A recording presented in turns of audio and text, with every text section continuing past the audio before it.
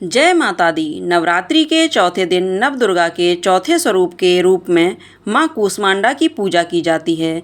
अपनी मंद हल्की हंसी के द्वारा यानी ब्रह्मांड को उत्पन्न करने के कारण इन देवी को कूष्मांडा नाम से पुकारा जाता है। जब सृष्टि नहीं थी, चारों ओर अंधकार ही अंधकार था, तब इन्हीं देवी ने अपने रहस्य से ब्रह्मांड की रचना की। इसलिए इन्हें सृष्टि की आदि स्वरूपा या आदि शक्ति कहा गया है। माँ कूष्मांडा की 8 भुजाएं हैं, इसलिए वे अष्टभुजा कहलाईं। इनके 7 हाथों में कमंडल, धनुष, बाण, कमल, पुष्प, अमृत से भरा हुआ कलश, चक्र तथा गदा है। 8वें हाथ में सभी सिद्धियों और निधियों को देने वाली जपमाला है। माँ का वाहन सिंह है। संस्कृत में कुमड़े को कूष्मांड कहते हैं, इसलिए इन देवी को कूष्मांडा कहा जाता है, क्योंकि इन्हें कुमड़ा अति प्रिय है। और इन देवी का वास सूर्यमंडल के भीतरी लोक में है और सूर्य लोक में रहने की शक्ति क्षमता केवल इन्हीं देवी में है। इसलिए माँ कूष्मांडा के शरीर की कांत और प्रभा सूर्य की भांति ही चमकीली है। इनके ही तेज से 10 दिशाएं आलोकित हैं। ब्रह्मांड की सभी वस्तुओं और प्राणियों में इन्हीं का तेज व्याप्त है। तो आइए प्रिय श्रोताओं, ऐसी करुणामयी माँ कूष्मांडा को हम सभी नमन करते हुए माँ की कथाओं का श्रवण करें। आज माँ कूष्मांडा की पूजा के साथ साथ माँ चिंतपूर्णी की कथा का श्रवण भी करना चाहिए, जिनकी कृपा से सभी चिंताओं का, सभी बाधाओं का नाश होता है। तो आप पहले सुनिए माँ चिंतपूर्णी की कथा। माँ चिंतपूर्णी को समर्पित मंदिर ऊना जिले की तहसील के चिंतपूर्ण गांव में स्थित है। भक्त सदियों से माता श्री छिन्नमस्तिका देवी के चरण में कमलों में प्रार्थना करने के लिए इस शक्तिपीठ में आते हैं और यहाँ माँ चिंतपूर्णी मंदिर का घर है, जो भारत में शक्तिपीठों में से एक के रूप में प्रमुख तीर्थ स्थल है। माँ चिंतपूर्णी देवी सर्वोच्च देवी दुर्गा के कई रूपों में से एक है। इस रूप में उन्हें माँ छिन्नमस्ता या फिर माँ छिन्नमस्तिका भी कहा जाता है। यानी अगर सिर वाली हम इंसानों की अनंत इच्छाएं हैं और यह इच्छाएं ही हमें चिंता और अंत में चिंता की चिता की ओर ले जाती हैं। और माँ चिंतपूर्णी अपने भक्तों की सभी इच्छाओं को पूर्ण करके उन्हें चिंताओं से मुक्त कराती हैं। चिंताओं से मुक्त करने के कारण माँ को चिंतपूर्णा कहा जाता है। किसी भी माँ की तरह हमारी दिव्य माँ चिंतपूर्णी जी अपने बच्चों को कभी कष्ट में नहीं देख सकती और वह अपनी संतान की सभी कष्टों को दूर कर देती हैं और उन्हें आनंद प्रदान करती हैं। माँ के दर पे जो भी अपनी मनोकामना लेकर जाता है, वह कभी खाली हाथ नहीं लौटता। मंदिर में चिंतपूर्णी शक्तिपीठ यानी छिन्नमस्तिका शक्तिपीठ के पीछे किंवदंती शक्तिवाद परंपरा का हिस्सा है, जो देवी सती के आत्मदाह की कहानी बताती है। श्री विष्णु को देवी सती के शरीर को 51 भागों में काटना पड़ा और यह 51 अंश पृथ्वी पर जहाँ जहाँ गिरे वहीं पर पवित्र स्थल बन गए। वहीं पर शक्तिपीठों का निर्माण हुआ।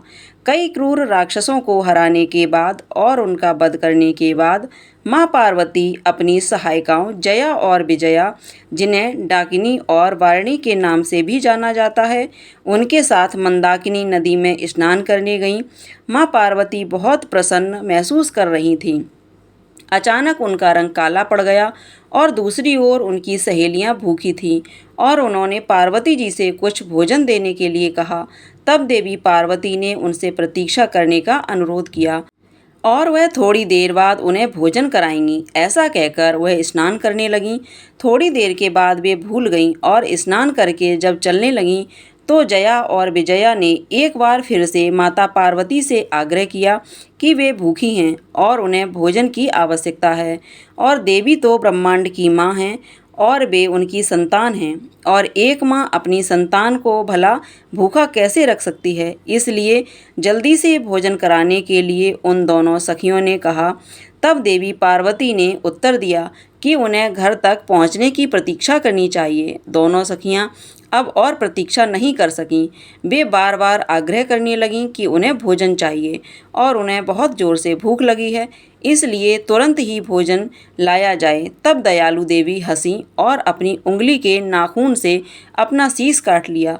तुरंत ही रक्त 3 दिशाओं में फैल गया और तब जया और विजया ने 2 दिशाओं से रक्तपान किया और तीसरी दिशा से देवी ने स्वयं रक्त पिया। क्योंकि देवी ने अपना सिर काटा था, इसलिए ही उन्हें छिन्नमस्तिका के नाम से जाना जाता है। पौराणिक परंपराओं के अनुसार छिन्नमस्तिका माता की रक्षा चारों दिशाओं में शिव, रुद्र, महादेव द्वारा की जाएगी। 4 शिव मंदिर हैं। पूर्व में कालेश्वर महादेव, पश्चिम में नारायण महादेव, उत्तर में चुमकुंद महादेव और दक्षिण में शिववाड़ी, जो कि चिंतपूर्णी से लगभग समान दूरी पर है। इसमें चिंतपूर्णी को मां छिन्नमस्तिका के निवास स्थान होने की भी पुष्टि होती है और ऐसा भी कहा जाता है कि यहाँ पर मां सती के चरण गिरे थे, इसलिए भी इस जगह को, इस स्थान को चिंतपूर्णी कहा जाता है। कहा जाता है कि 14वीं शताब्दी में एक दुर्गम भक्त ने यहाँ पर मंदिर का निर्माण करवाया था। माईदास के 2 बड़े भाई थे, दुर्गादास और देवीदास, और माईदास का अधिकतर समय पूजा पाठ में बीतता था, जिस कारण से वह घर का कोई काम नहीं कर पाते थे। तब देवीदास के भाइयों ने माईदास को परिवार से अलग कर दिया, जिसके बाद वह घर छोड़कर निकल पड़े। रास्ते में आराम करने के लिए एक वृक्ष के नीचे रुके तो स्वप्न में एक दिव्य कन्या ने उन्हें दर्शन दिए और वह कन्या बोली कि मैं यहाँ पर विराजमान हूँ, मेरी पिंडी बनवाकर यहाँ मेरी पूजा किया करो, मैं तुम्हारे वंश की रक्षा करूँगी। जिसके बाद माईदास ने यहाँ माता का भवन बनाया। यही थी माँ चिंतपूर्णी की कथा। सभी प्रेम से बोलिए चिंतपूर्णी मैया की जय। समय के प्रवाह में कभी कभी ऐसे क्षण भी आते हैं जब स्वयं पर्वत टूटने लगते हैं, नदियां रो पड़ती हैं और आकाश बिजली की तरह गरज उठता है। क्योंकि जिस धरती को माँ ने अपने आंचल से पाला, उसी धरती को आज हम मानव स्वयं नष्ट करने पर तुले हुए हैं। धार्मिक स्थल जो कभी तप, साधना और आस्था के प्रतीक थे, आज मौज मस्ती और दिखावे का अड्डा बन चुके हैं। प्रकृति में जो माँ का स्वरूप है, उसका अपमान किया जा रहा है। भक्ति जो हृदय की गहराई में बसनी चाहिए थी, अब केवल मंच और शोर में खो गई है। ऐसे ही समय में अब अराजकता चारों ओर फैल चुकी है। जब मानव अपनी सीमाएं भूलकर अहंकार में डूब चुका है, तब माँ कूष्मांडा का क्रोध भड़क उठता है और उनकी गर्जना प्रलय का आवाहन करती है। आइए अब सुनते हैं माँ कूष्मांडा की वह चमत्कारी और शिक्षाप्रद कथा, जो हर भक्त के हृदय को झकझोर देने वाली है। और यह कथा सिखाई गई कि एक सच्ची भक्ति, सेवा, प्रेम और प्रकृति की रक्षा में, न कि दिखावे और व्यापार में। जब कहीं कुछ भी नहीं था, न आकाश था, न पृथ्वी थी, न जल, न वायु, चारों ओर केवल अंधकार था, तब माँ कूष्मांडा ने अपनी दिव्य और मधुर मुस्कान मात्र से इस संपूर्ण ब्रह्मांड की रचना की। उन्होंने अपने तेज से सूर्य को जन्म दिया, अपने आशीष से पृथ्वी पर अन्न और जल प्रवाहित किया और जीवों में प्राणों का संचार किया। वह मुस्कान ही ब्रह्मांड का बीज बनी। इसलिए तो माँ कूष्मांडा को सृष्टि की आदि शक्ति कहा गया है। माँ चाहती थी कि उनकी बनाई हुई सृष्टि संतुलन और प्रेम से भरी रहे। धार्मिक स्थल लोगों के लिए आस्था और तप का केंद्र हो, नदियाँ पवित्रता का प्रतीक हों, पर्वत साधना का स्थान हो और जंगल जीवन का आधार बने रहें। लोग भक्ति से जीवन जिएं, एक दूसरे की सेवा करें और प्रकृति को माता मानकर उसकी रक्षा करें। समय बीतता गया, युग बदलते और धीरे धीरे मनुष्य का हृदय भी बदलने लगा और आज यह सब कुछ हमारी आंखों के सामने घट रहा है। मंदिर जहां पहले नंगे पांव चलकर महीनों कठिनाई झेलकर ही भक्त दर्शन पाते थे, वहां अब लोग गाड़ियों और हेलीकॉप्टर से मौज मस्ती करने पहुंचने लगे हैं। धार्मिक स्थल जो तप और साधना का केंद्र थे, अब मेले, शोर शराबे और दिखावे का अड्डा बन रहे हैं। जहां पहले दीपक की लौ और भजन की ध्वनि ही गूंजा करती थी, वहां अब डीजे और मनोरंजन का शोर सुनाई देने लगा है। प्रकृति से खिलवाड़ हो रहा है, नदियों में गंदगी डाली जा रही है, पर्वत काटे जा रहे हैं, जंगल उजाड़े जा रहे हैं और माँ कूष्मांडा अपनी सृष्टि को देख रही थी। उन्होंने देखा कि जिस गंगा को उन्होंने पवित्र किया था, उसमें अब गंदगी बह रही थी। जिस हिमालय को तप का केंद्र बनाया था, वहाँ लोग पत्थर तोड़कर व्यापार कर रहे हैं। जिस मंदिर तक भक्त कभी कभी नंगे पांव महीने पैदल चलते थे, वहाँ अब भीड़ सेल्फी खींचने लगी है। यह सब देखकर माँ का हृदय कराह उठा। हे मानव, मैंने यह सृष्टि इसलिए नहीं बनाई थी कि तू इसका उपहास करे, और अब अन्याय और पाप अपनी सीमा पार कर गए। तब प्रकृति ने भी विद्रोह करना शुरू कर दिया। कभी अब भयंकर भूकंप आता है तो कभी अनियंत्रित बाढ़, कभी महामारी से लोग कराह उठते हैं तो कभी सूखे से अन्न दुर्लभ हो जाता है। ऋतुओं का संतुलन बिगड़ चुका है, सर्दी गर्मी वर्षा का कोई समय ही नहीं रहा और अब यह सब कुछ आज हमारे चारों ओर घट रहा है। यह सब तो माँ के क्रोध की केवल शुरुआत भर है। अचानक एक दिन आकाश में तेजों में आभा फैली, सूर्य का प्रकाश फीका पड़ गया और धरती कांप उठी। माँ कूष्मांडा सिंह पर आरूढ़ होकर प्रकट हुई। उनकी अष्टभुजाओं में शस्त्र चमक रहे थे और उनकी आंखों में करुणा के साथ साथ भयंकर क्रोध की ज्वाला भी जल रही थी। उन्होंने दिव्य स्वर में गर्जना की, हे मानव, तूने मेरी बनाई हुई सृष्टि का संतुलन बिगाड़ दिया है। तूने प्रकृति का अपमान किया है, धर्म को व्यापार बनाया है और भक्ति को दिखावा। अब मैं तुझे उसके पाप का फल दिखाऊंगी। और इस तरह माँ के क्रोध से धरती कांप उठी। समुद्र की लहरें उठकर तट तोड़ने लगीं। पर्वतों से पत्थर टूटकर नगरों को ढकने लगे। आकाश से बिजली गिरी और अग्नि देखते ही देखते चारों ओर फैल गई। लोग मंदिरों में भागे पर वहाँ भी उन्हें शांति नहीं मिली, क्योंकि वहाँ तो आस्था नहीं, केवल शोर और दिखावा चल रहा था। जब सब ओर अराजकता छा गई तब कुछ सच्चे भक्त माँ के चरणों में जाकर गिर गए।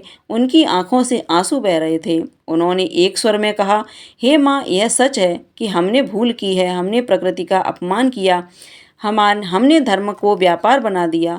माँ, लेकिन अब हमारी रक्षा कर दीजिए, हमें सुधारने का बस एक अवसर दीजिए। माँ और उनकी सच्ची पुकार सुनकर भला करुणामयी माँ का हृदय क्यों न पिघलता। माँ ने करुणा से कहा, हे मानव, याद रखो, धर्म का अर्थ सेवा और त्याग है, ना कि व्यापार।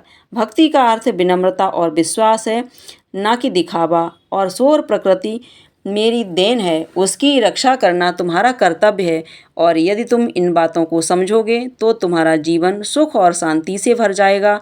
लेकिन यदि तुम फिर से लोभ और अहंकार के रास्ते पर चले तो अब की बार मेरा यह क्रोध महाप्रलय का रूप लेगा। लोगों ने माँ के चरणों में गिरकर प्रण किया कि वे अब सच्ची भक्ति करेंगे, प्रकृति का आदर करेंगे और धर्म को पवित्र बनाएंगे। अब माँ कूष्मांडा का वह तेज शीतल हो गया। देखते ही देखते माँ की कृपा से समुद्र शांत हो गया, पर्वत भी स्थिर हो गए और आकाश निर्मल हो गया। भक्तों ने तब मिलकर कहा, जय माँ कूष्मांडा, जगत जननी की जय। तो प्रिय श्रोताओं, इस कहानी का सार बस इतना ही है कि आज जो कुछ भी हमारे चारों ओर हो रहा है, आपदाएं, बीमारियां या प्रकृति का असंतुलन, यह सब माँ की चेतावनी भर है। भक्ति का अर्थ दिखावा नहीं बल्कि सच्चा विश्वास और सेवा है। प्रकृति को बचाना ही माँ की सच्ची आराधना होगी। और अगर हम अभी भी नहीं सुधरे तो महाप्रलय तो निश्चित है। सभी मिलकर प्रेम से बोलिए, कूष्मांडा माता की जय। किसी देश में सुशील नाम का एक निर्धन ब्राह्मण रहा करता था। हर दिन मिलने वाली भिक्षा से ही वह अपने परिवार का पेट पालता था। उसका परिवार बहुत बड़ा था, इसलिए वह प्रातःकाल होते ही भिक्षा मांगने के लिए घर से निकल जाता और शाम होने पर लौट कर आता। फिर देवताओं, पितरों और माँ दुर्गा के साथ ही अतिथियों की पूजा करने के बाद, आश्रित जनों को खिलाने के बाद ही वह खुद भोजन ग्रहण किया करता था। इस प्रकार भिक्षा को वह भगवान का प्रसाद समझकर ग्रहण करता और इतना दुखी होने पर भी वह दूसरों की सहायता के लिए सदा तैयार रहा करता था। गरीबी के कारण उसका मन दुखी रहता था, फिर भी वह सदैव धर्म कर्म में लगा रहा और अपनी इंद्रियों को उसने अपने बस में रखा था। इसलिए वह सदाचारी, धर्मात्मा और सत्यवादी था। उसके हृदय में कभी भी अहंकार, क्रोध या ईर्ष्या जैसे बुरे विचार उत्पन्न ही नहीं होते थे। एक बार उस ब्राह्मण के घर के पास में सत्यव्रत नाम के एक तेजस्वी ऋषि आकर ठहरे। वे एक बहुत ही पहुँचे हुए तपस्वी थे। उनके सामने विद्वान और सभी वेदों के ज्ञाता और कोई भी नहीं था। जल्दी ही बहुत सारे लोग उनके दर्शन करने के लिए आने लगे। उस ब्राह्मण के मन में भी तपस्वी से मिलने की इच्छा जागी और वह भी उनकी सेवा में उपस्थित हो गया। महर्षि सत्यव्रत को प्रणाम करके वह ब्राह्मण कहने लगा, हे ऋषिवर, आपकी बुद्धि अत्यंत विलक्षण है और आप अनेक शास्त्रों, विद्याओं और मंत्रों के जानने वाले हैं। मैं एक निर्धन, दरिद्र और बेसहारा ब्राह्मण हूँ। कृपया मुझे बताइए ऋषिवर कि मेरी दरिद्रता, मेरी गरीबी, मेरा दुख किस प्रकार दूर हो सकता है। ब्राह्मण ने कहा कि मुनिवर, आपसे यह पूछने के पीछे मेरा उद्देश्य केवल यही है कि मुझ में अपने परिवार का भरण पोषण करने की शक्ति आ जाए। धन के अभाव के कारण मैं उन्हें पर्याप्त रूप से सुख सुविधाएं नहीं दे पा रहा हूँ। हे दयानिधे, तप, दान, व्रत, मंत्र या ऐसा कोई जप बताइए जिससे मैं अपने परिवार का पेट अच्छी तरह से भर सकूं और उन्हें सारी सुख सुविधाएं दे सकूं। मेरी बस इतनी ही इच्छा है कि मेरा परिवार सुखी हो जाए। प्रिय श्रोताओं, महर्षि सत्यव्रत ने सुशील ब्राह्मण को भगवती दुर्गा की महिमा बताते हुए नवरात्रि व्रत करने की सलाह दी। महर्षि सत्यव्रत ने उस ब्राह्मण से कहा, हे ब्राह्मण, अब मैं तुम्हें कूसमांडा की कथा सुनाता हूँ। तुम भी अच्छे से मन लगाकर और पवित्र मन से, श्रद्धा भक्ति भाव से इस कथा को सुनो। इस कथा को सुनने मात्र से व्यक्ति की अनेक प्रकार की बीमारियों का, अनेकों दुखों का नाश हो जाता है। उसे सद्बुद्धि मिलती है और सुख समृद्धि की प्राप्ति होती है और उसके मन में माता के प्रति अटल भक्ति भी जागती है। यह उस समय की बात है जब संपूर्ण ब्रह्मांड अंधकार से भरे हुए एक शून्य के समान लग रहा था, लेकिन फिर दिव्य प्रकाश की एक किरण चारों ओर फैली। अंधेरा उजाले में बदल गया। अब उस प्रकाश की कोई सीमा नहीं थी। देखते ही देखते वह दिव्य प्रकाश एक दिव्य नारी के रूप में बदल गया और वो कोई नहीं बल्कि स्वयं देवी कूसमांडा थीं। अपनी मंद हल्की सी हंसी के साथ, यानी ब्रह्मांड को उत्पन्न करने के कारण, इन देवी को कूसमांडा नाम से पुकारा गया और देवी कूसमांडा के मुख की मुस्कान के कारण ब्रह्मांड का जन्म हुआ। हे ब्राह्मण, उन्होंने ही पृथ्वी, सभी ग्रहों, चंद्र, सूर्य, तारे और आकाशगंगा को अस्तित्व में लाया। संसार में जीवन बनाए रखने के लिए सूर्य देवता की आवश्यकता थी, तो कूसमांडा माता ने ही अपने आप को सूर्य में समाहित कर दिया और सूर्य संसार में जीवन का पर्याय है। तो देवी कूसमांडा उनकी शक्ति हैं। माता कूसमांडा ही समस्त ऊर्जा का स्रोत हैं। जब वह सूर्य भगवान के मूल में वास करती हैं, तो देवी का अलौकिक तेज भगवान सूर्य को जीवन प्रदान करने की, उन्हें प्रकाशमान बने रहने की क्षमता देता है। कूसमांडा देवी के बिना सूर्यदेव शक्तिहीन हैं और यह देवी कूसमांडा की ही शक्ति है कि कूसमांडा ही इतनी शक्तिशाली हैं। इनसे ही सारा जग रोशन है और ये देवी केवल एकमात्र ऐसी देवी हैं जो कि सूर्यमंडल के भीतर के लोक में निवास करने की क्षमता रखती हैं। माँ की पूजा करने वाले व्यक्ति को अनेक प्रकार से सुखों की प्राप्ति होती है और ऐसा व्यक्ति अपने जन्म जन्मांतर के पापों का नाश करके माता की कृपा से इस जीवन में सभी प्रकार की सुख सुविधाओं को प्राप्त करता है। महर्षि ने आगे कहा, हे ब्राह्मण माता, कूसमांडा की स्तुति करने से आयु, यश, बुद्धि और बल में वृद्धि होती है। साथ ही सभी रोगों से मुक्ति मिलती है, दरिद्रता दूर होती है, सभी तरह की नकारात्मक शक्तियाँ दूर हो जाती हैं और हर प्रकार की समस्याओं का समाधान भी माँ की कृपा से आसानी से मिल जाता है। इनकी पूजा करने से सुख समृद्धि और उन्नति मिलती है, दुख विपत्ति और कष्ट से मुक्ति मिल जाती है।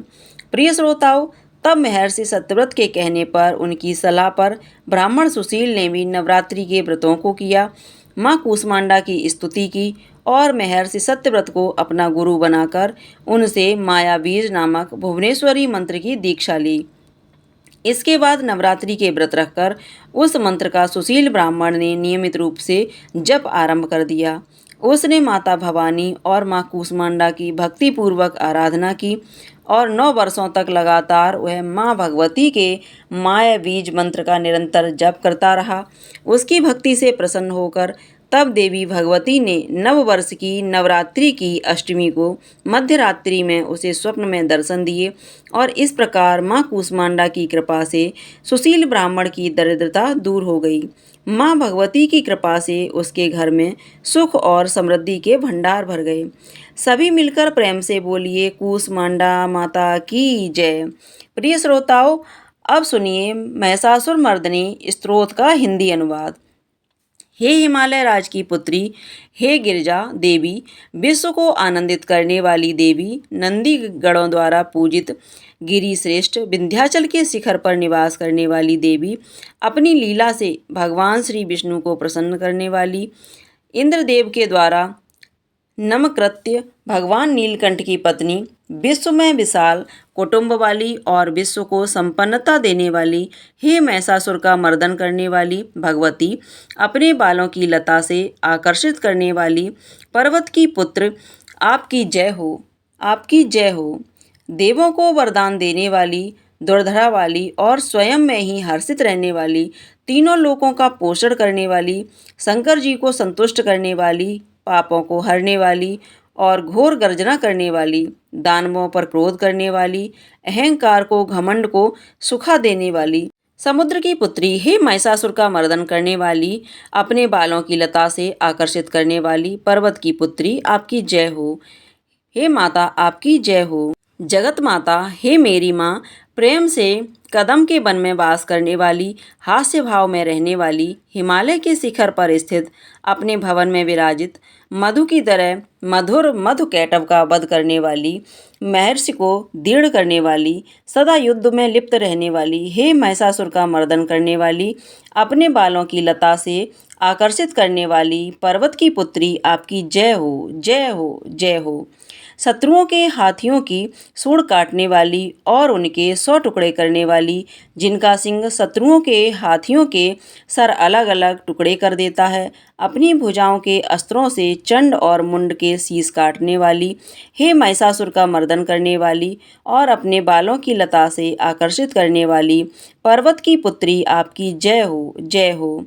मदों में मत शत्रुओं का वध करने वाली, अजर अविनाशी शक्तियाँ धारण करने वाली, शिवजी की चतुराई जानकर उन्हें अपना दूत बनाने वाली, दुर्मति और बुरे विचार वाले दानव के दूत के स्वयं का अंत करने वाली, हे महिषासुर का मर्दन करने वाली, अपने बालों की लता से आकर्षित करने वाली पर्वत की पुत्री, आपकी जय हो, जय हो। शरणागत शत्रुओं की पत्नियों के आग्रह पर उन्हें अभयदान देने वाली, तीनों लोगों की पीड़ित करने वाली, दैत्यों पर प्रहार करने योग्य त्रिशूल धारण करने वाली, देवताओं की दुंदुभि से दुम की ध्वनि को सभी दिशाओं में व्याप्त करने वाली, महिषासुर का मर्दन करने वाली, अपने बालों की लता से आकर्षित करने वाली पर्वत की पुत्री, आपकी जय हो, जय हो, जय हो। मात्र अपनी हुंकार से धूम्रलोचन राक्षस को धूम्र अर्थात धुएं के समान भस्म करने वाली, युद्ध में कुपित रक्त बीज के रक्त से उत्पन्न अन्य रक्त बीजों का रक्त पीने वाली, शुंभ और निशुंभ दैत्यों की बलि से शिवजी और भूत प्रेतों को तृप्त करने वाली, हे महिषासुर का मर्दन करने वाली, अपने बालों की लता से आकर्षित करने वाली पर्वत की पुत्री, आपकी जय हो, जय हो।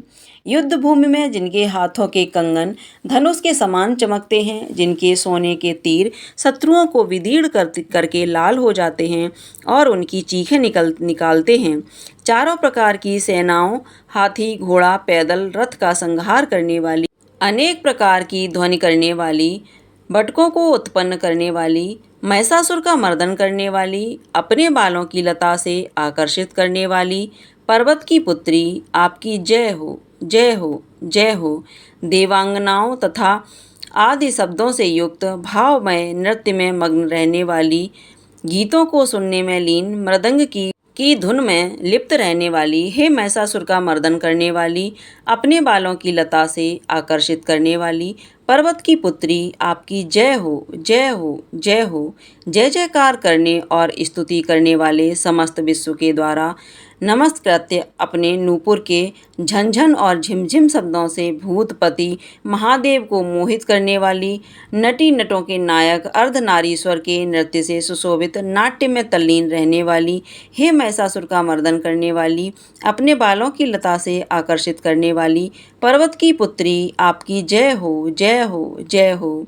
आकर्षक कांति के साथ अति सुंदर, मन से युक्त और रात्रि के आश्रय अर्थात चंद्रदेव की आभा को अपने चेहरे की सुंदरता से फीका करने वाली, काले भंवरे के समान सुंदर नेत्रों वाली, हे महिषासुर का मर्दन करने वाली, अपने बालों की लता से आकर्षित करने वाली पर्वत की पुत्री, आपकी जय हो, जय हो, जय हो।